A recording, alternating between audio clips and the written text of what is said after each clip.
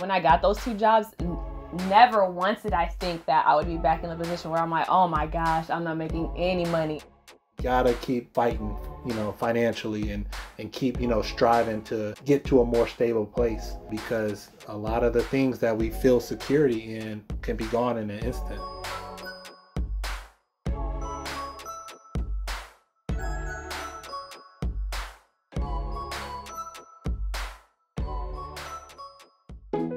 My name is Kotnesa Bush. I'm 28 years old.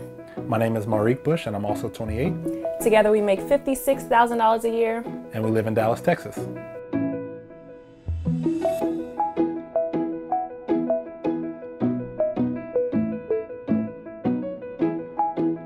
For the past 3 years I've been teaching. I teach high school math. But since we've moved to Texas, I am taking the year off to get recertified and find a school home here. So in the meantime, I'm just serving while I start taking a few tests. Yeah, my career in loss prevention started primarily with catching shoplifters, and now I've kind of promoted up to a theft and fraud role where I'm basically investigating large-scale thefts and credit fraud situations. I actually just recently started 2 new jobs at the same time, serving at one place and bartending at another. I was really excited, making good money. I actually also picked up some tutoring work.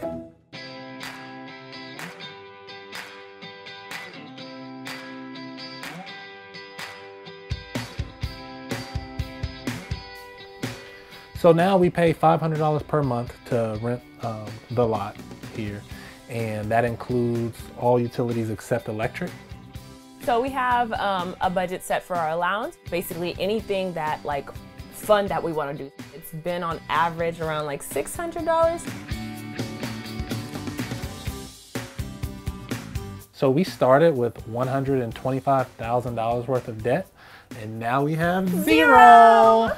That I was telling him we need to buckle down and start getting out of debt, and he was like, no, we're young, let's live it up. And so our first 2 years of marriage, we kind of just spent money and did crazy trips. We started with lots of debt. I think about 12 debt accounts. We had several credit cards, different pieces of furniture that was being financed. We also had our student loans, both of them, both of our cars. Then later into the journey, we bought the tiny house, and so that was our last piece of debt that we willingly went into, and then we were like, no more after that. Serving as a waitress was the most lucrative for her, and doing pizza delivery was the most lucrative for me. We really stopped doing anything but working. In order for us to spend time with each other, I would go after work and go sit in the car while he drives around and delivers pizzas. That was our, together time.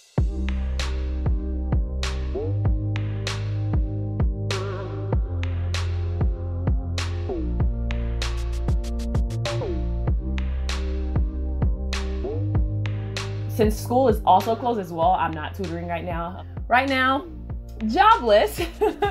My job just announced today that they were closing all stores. Fortunately, it is with pay for the next 2 weeks. I don't know what that looks like after those 2 weeks.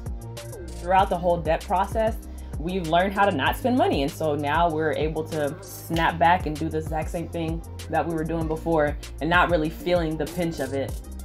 Monthly, when we scrap our budget all the way down to the very minimal amount, it's about $2,000 a month. So if this went on for 3 months, we'd need about $6,000 in cash flow in order to just stay stable and to not touch any emergency fund savings or anything like that.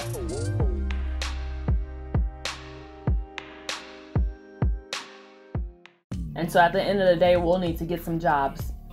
Figure out some other ways to create streams of income. There's a lot of industries that are actually, spiking in business right now, especially the essential areas. So some of the ideas we've thought about have been jobs in logistics, maybe Amazon or FedEx, UPS. I could do physical security work at some of the stores that have, large crowds and need help with crowd control.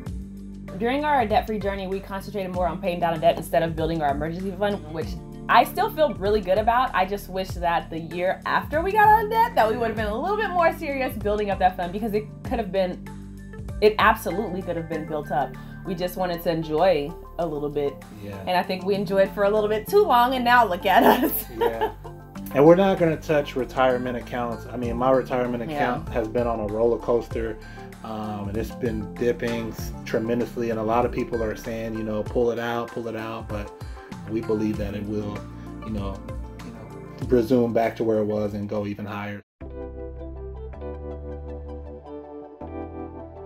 What's up, YouTube? It's your boy Marique, and I'm here with my beautiful wife, Nasa. And in this video, we're going to be sharing with you 6 steps to how we paid off $125,000 in just 24 months. Now that we are monetized, we're saying, okay, well, this is something that we can do from our homes and like get videos out, and hopefully people stay at home and adhere to the things and maybe watch our videos. So that's also another Don't worry about Netflix. Just come over to the channel. So our YouTube channel got monetized about a month ago now, I would say. And we made about $500 in our first month.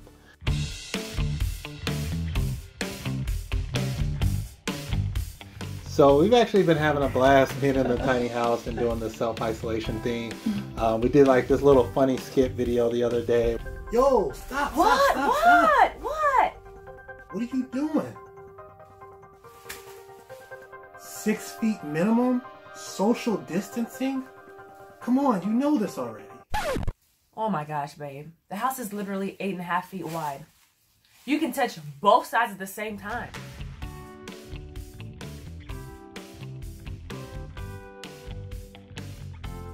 We were kind of like thinking and trying to figure out, you know, how can we, first of all, own something, get a return on investment from that thing that we're owning, and then also still have the flexibility to kind of move around. It was really just a combination of those 3 things, and the tiny house kind of met all 3. When we're done living in it, we plan to rent it out on Airbnb. I ran the numbers, and you know, at the price point per night that I'm thinking about, I think we can probably turn $35,000 to $45,000 a year off of it.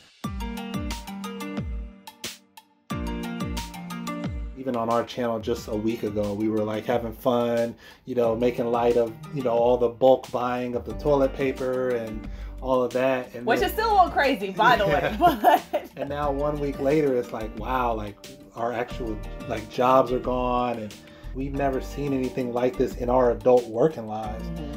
With SARS, we were, you know, kids. Y2K, we were kids. You know, the housing crisis of 2008, we were in high school. So I feel like we're kind of learning a lot, kind of going through this whole process.